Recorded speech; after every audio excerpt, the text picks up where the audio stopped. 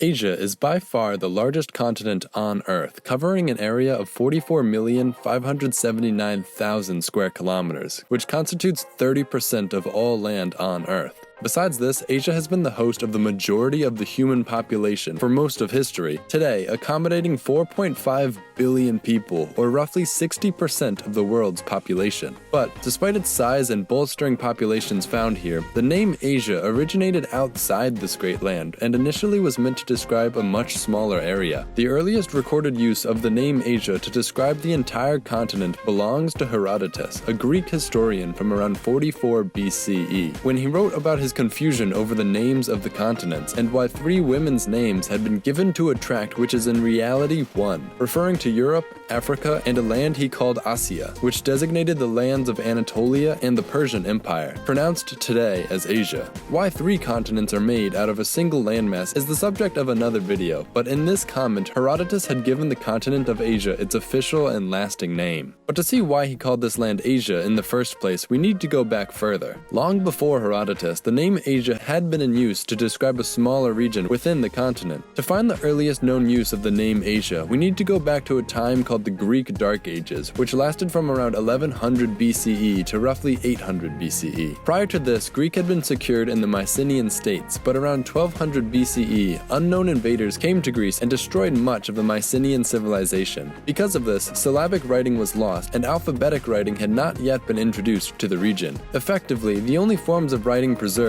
were to keep track of trades and business dealings, and it was in these receipts that the earliest use of Asia has been found. As the invaders plundered Greece, they burned many of the buildings, including the palaces. But rather than destroying records, which were at the time kept on clay tablets, these fires hardened the clay and made them resilient to the elements. Then, in 1939, while investigating the ruins of the Palace of Nestor in Pylos, Greece, an American named Carl Blegan uncovered a cache of these preserved tablets, many of which contained the names of men and women from the time. Some of these names were of women servants and were given the epithet Rawijaja to label them as captives. Some women were identified as Ajwiai, meaning women of Ajwia. For male servants, the label was Ajwios. These tablets are the earliest known recordings of a land called Ajwia, which later came to be known as Asia. This title was likely meant to describe where the women had been purchased, and the label Ajwia was given to women who had come from this general area, in a country historically known as Lydia, which is now part of the modern country of Turkey. So why were these women called Ajwiai if the land they were from was called Lydia? Well, at the time, this region was under the control of the Hittite Empire, and they had given the land east of the Aegean Sea the name Asua.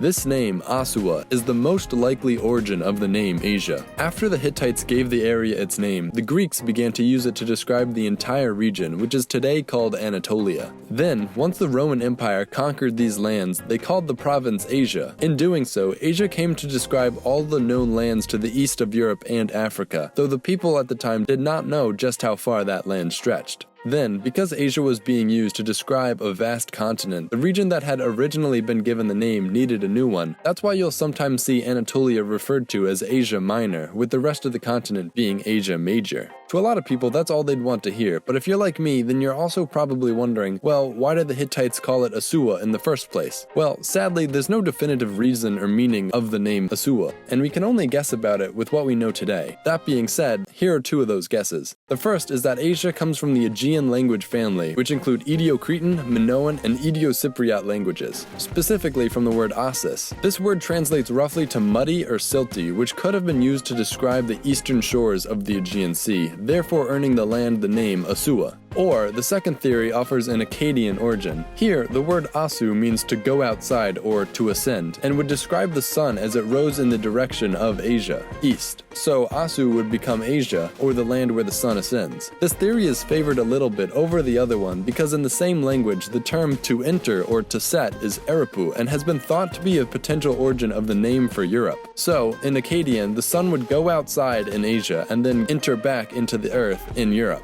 A lot of languages in the region share these two directional phrases, with Asu literally meaning east in Assyrian and Arab meaning west. But this begs the question, did these names come from the words people used, or did these words come from these places that already had their names? Unfortunately, we may never know the answer to this. So, to recap, for one of two reasons, the Hittites called the east coast of the Aegean Sea Asua. We know this because a real swell guy named Carl Blegan found a bunch of clay tablets in Greece, which labeled captive women from this area Ajwia. From here, the name began to mean larger and larger portions of Anatolia until Herodotus gave all the land east of Europe and Africa the name Asia, and it's been that way ever since. Asua changed into Ajwia, which became Asia, which in turn became Asia. Thanks for watching. I hope you enjoyed this one, and if you did, please give this video a like and maybe even consider subscribing. It all helps very much. I'm going to be going through how each continent got their name, so if you liked this video and want to see the rest of the world, look out for more. Thanks.